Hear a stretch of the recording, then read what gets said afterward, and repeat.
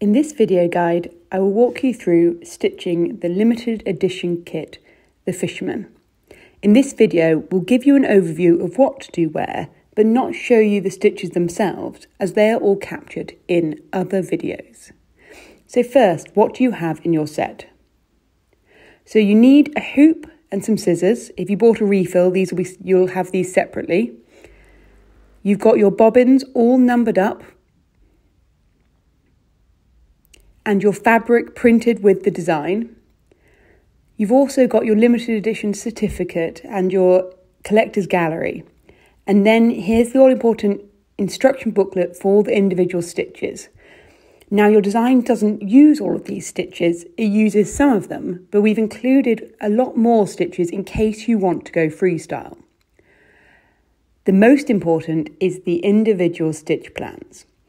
Now we've broken these down into bite-sized chunks, so you only need to stitch one area at a time in the hope to make it more digestible.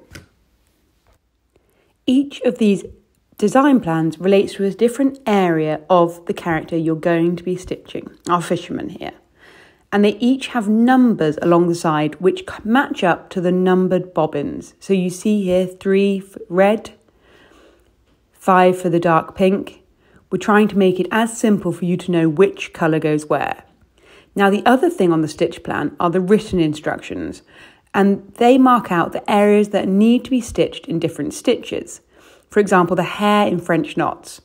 There is then a guide for the French knots within the dark green booklet, or you can refer to the separate video.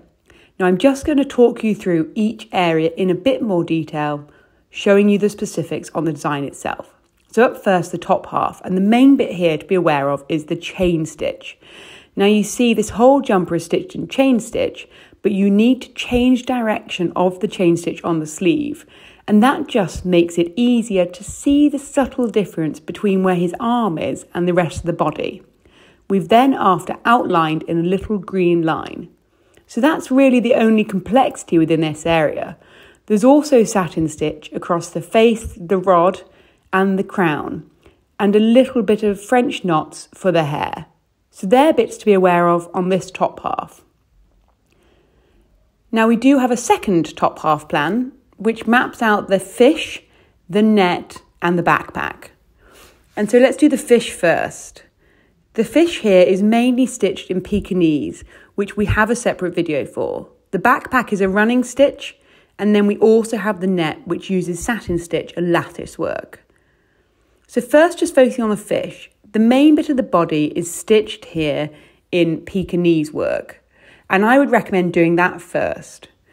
I've used chain stitch for the face and tail, but on the plan we suggest satin stitch as it's just a bit simpler, but you choose whatever you find easiest.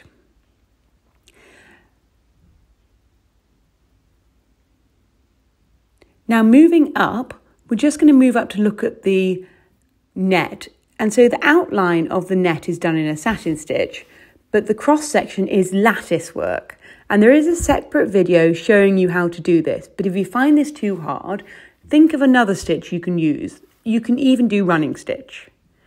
And then the other section is just to be aware of the backpack, which is stitched here in rows of running stitch, but you can use your own judgment, and if you want to do something like a satin stitch, that's fine. Just remember to do it in the stripes.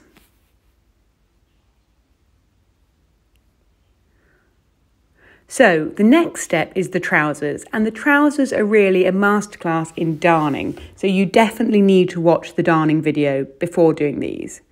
What I show you on the plan is how to lay down your lines.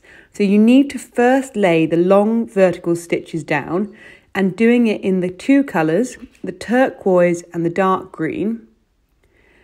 And you're going to do it in the order I've shown above. So there's 2 rows of dark green, 1 row of turquoise. Now do not worry here about doing exactly the same number of stripes as I've done. This is indicative, but you need to make your own judgment on how many lines to do, noting that my fisherman that I'm showing you there is slightly bigger, so you will fit less lines in. And then you're going to weave across, so your horizontals come in after in the olive and the bright emerald, And again, we alternate 2 rows of olive to 1 row of green. And you can see close up here.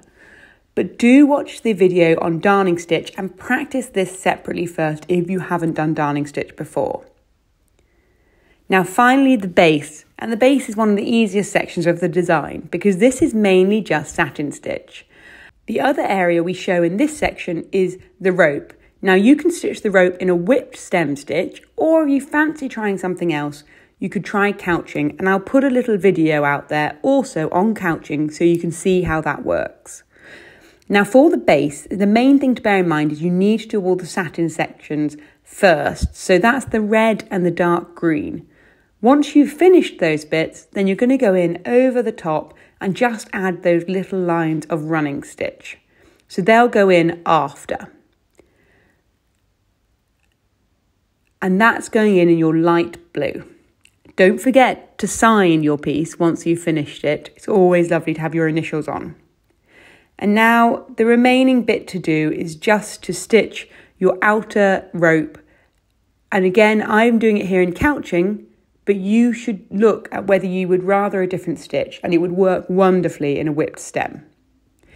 Don't forget, this is an advanced kit, so take your time. If you're not sure of an area, practice it on a scrap piece of fabric first and enjoy.